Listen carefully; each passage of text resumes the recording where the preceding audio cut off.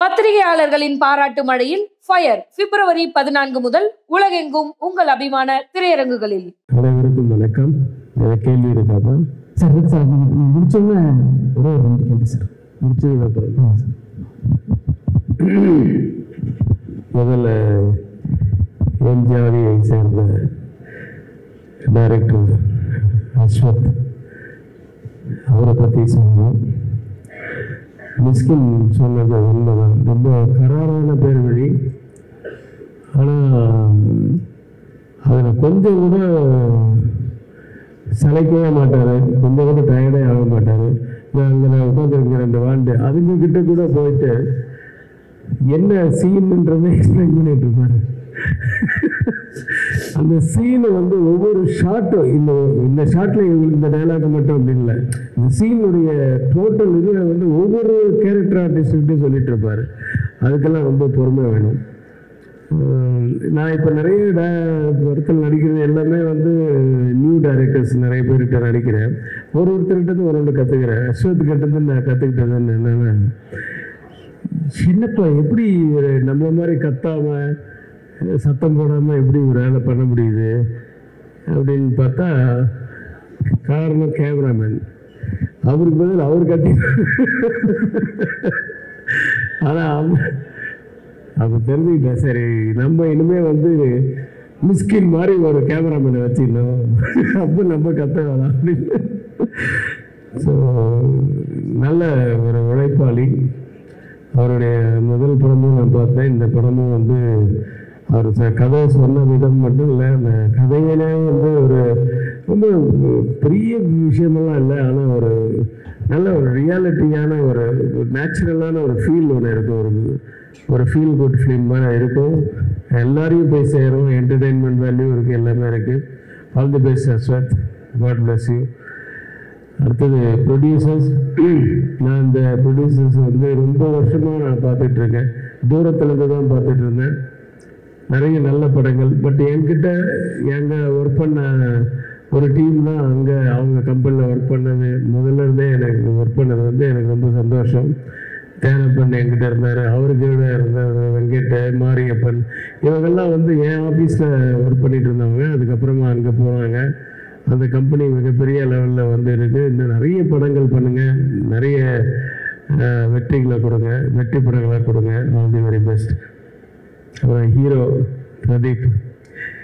பிரதீப் வந்து டைரக்டராக இருக்கும்போது கோமாளி படத்தில் நான் நடிச்சிருந்தேன். நான் இப்போ பார்க்கும்போது நானும் ரவியும் பேசிப்போம்.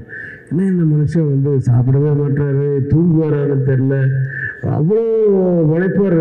அங்கேயே ஸ்பாட்லேயே உட்காந்துட்டு நிறைய வேலை வாங்குவார் எல்லாரையும். அப்படி ஒரு அப்படியே டோட்டலாக கான்ட்ராஸ்டாக நான் இந்த படத்தில் நடிகராக பார்க்கும்போது இருந்தது.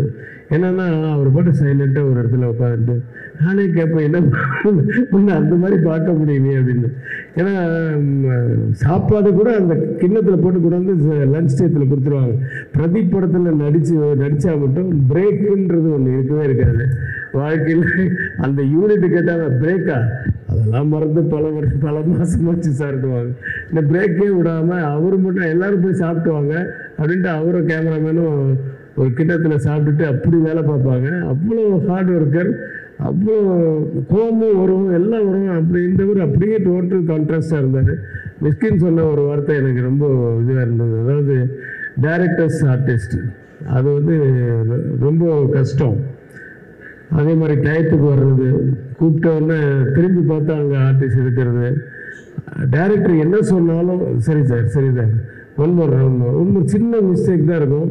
அது வந்து டப்பிங்கில் கூட அட்ஜஸ்ட் பண்ணலாம். ஆனால் டைரக்டர் வந்து இல்லை இங்கேயே பண்ணிடு அப்படின்னு சார். நான் நினைப்பேன் ஒருவேளை டப்பிங்க்கு ஒரு போக மாட்டார் போல் இருக்கு, அதனால் தப்பாகவே எடுத்துட்டா என்ன பண்ணுறது. அதனால் ஆனால் டப்பிங்லேயே அவங்க உட்காந்துருப்பார் டைரக்டர். ஸோ அது மாதிரி சின்ன விஷயத்தை கூட நல்லா கொஞ்சம் கூட அதை ஃபீல் பண்ணாமல் நடிக்கிற ஒரு ஆர்டிஸ்ட்டு.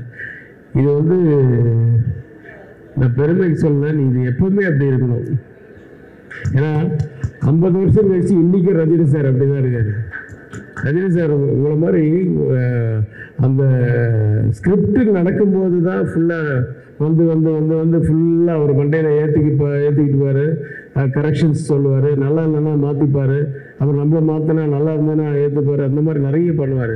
ஆனால் ஸ்பாட்டுன்னு ஒன்று வந்துச்சுன்னா, சார் இல்லை சார் ஒரு அரை ஸ்டெப்பு முன்னாடி வந்துட்டீங்க அப்படின்னு சொன்னால் கூட மறுபடியும் ஒன் மோர் பண்ணுவார். எல்லா விஷயத்துக்குமே என்ன டைரக்டர் சொல்கிறாரு அதுதான் நீங்கள் இன்றைக்கி பண்ணிகிட்ருக்கீங்க. எப்பவும் அதே மாதிரி பண்ணுங்கள். You will be what someone உலகறிய இப்போவே உலகறிய ஒரு ஒரு நடிகராக இருக்கீங்க. இயக்குனர் மறுபடியும் மறந்துடாதீங்க. அது வந்து ஐ லவ் தட் ஃபிலிம். அந்த கோமாளி நீங்கள் நீங்கள் பண்ணும்போது அந்த சீன் சொல்லும்போது அந்த படத்தில் அதை பார்க்கும்போதெல்லாம் எனக்கு ஏன் இவர் நடிப்புக்கு வந்துட்டாருன்னு யோசித்தேன். ஆனால் நடிப்பும் பண்ணுறீங்க. ஸோ அதையும் சைட் பை சைட் பண்ணுங்கள். அப்புறம் ஹீரோயின்ஸ் 2 ஹீரோயின்ஸு, ஒரு ஹீரோயின் தான் என் கண்ணில் காமிச்சாங்க. எனக்கு பொண்ணுன்னு சொன்னாங்க. ஒரு ஷாட்டோ 2 ஷாட்டோ ஒன்றா நடித்தோம். பட்டு ரொம்ப நல்ல அனுபவம். நான் ஹைதராபாத்தில் இங்கெல்லாம் நடித்தது. தேங்க்ஸ் ஸ்வத் and thanks AGS. see you again Pradeep.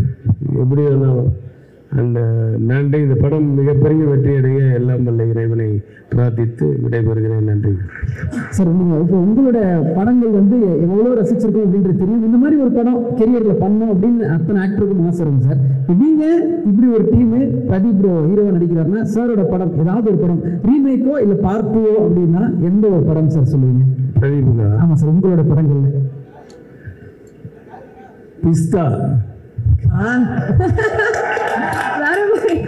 இன்னும் ஒரே ஒரு கொஸ்டின். ஸோ தமிழ் சினிமாவில் வந்து பார்த்தீங்கன்னா ஃபேமிலி சப்ஜெக்ட் அப்படின்னு எடுத்துக்கிட்டாலே எங்களுக்கு ஞாபகம் வருது வந்து என்றென்றும் நன்றியுடன் கே. ரவிக்குமார் அப்படின்ற ஒரு டைட்டில் கார்டு பார்த்தாலே சூப்பரான படம் அப்படிங்கிறதா.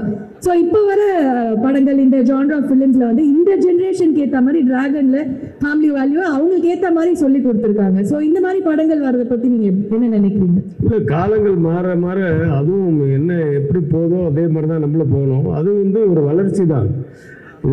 ஃபிலிம்ன்றது இன்றைக்கி எப்படி டிஜிட்டலாக மாறிச்சோ அதே மாதிரி அவங்க தாட்ஸு கூட வந்து இன்றைக்கி ஆக்சுவலாக ஃப்ரெஷ்ஷாக இருக்குது சில சீன்ஸ் எல்லாம். இப்போது நிறைய பேர் எனக்கு சொன்னாங்க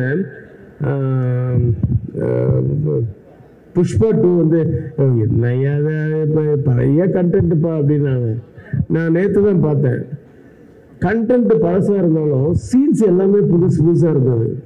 அதனால் அதனுடைய வெற்றிக்கு வந்து ஒரு அந்த மாதிரி கண்டென்ட் என்னதான் இருந்தாலும் அம்மா தான் அப்பா தான் அது மாதிரி தான் இருக்கும். சென்டிமெண்ட் சீன்ஸ் எல்லாம் இருக்க தான் செய்யும். ஆனால் அது சீரியல் எப்படி சொல்கிறாங்க அந்த மாதிரி சொல்லக்கூடாது. இந்த படத்தில் எப்படி சொல்லியிருக்காங்க அந்த மாதிரி சொல்லக்கூடாது. நம்ம புதுசாக வேறு மாதிரி சொல்லணும் அப்படின்னு சொல்கிறாங்கல்ல. அந்த மாதிரி இன்றைக்கி இந்த படத்தில் கூட சில சீன்ஸ் இருக்குது. நான் பார்த்தது அந்த கிளைமேக்ஸ் கிட்டெல்லாம் இதெல்லாம் வந்து ஏற்கனவே வந்த மாதிரி இருந்தாலும் சீன் புதுசாக இருக்கும், கண்டென்ட் புதுசாக இருந்தாலும். So that was more important actually. அதுதான் இன்னைக்கு டெல்லிங் எப்படி இருக்கோ அதுதான் படம். அது மாதிரி அது கூட நம்ம போக வேண்டியதான். Thank you sir. Thank you so much sir. February 21 நாங்கள் பிளாக் பஸ்ட்டை பார்க்க waiting sir. Thank you sir. Thank you.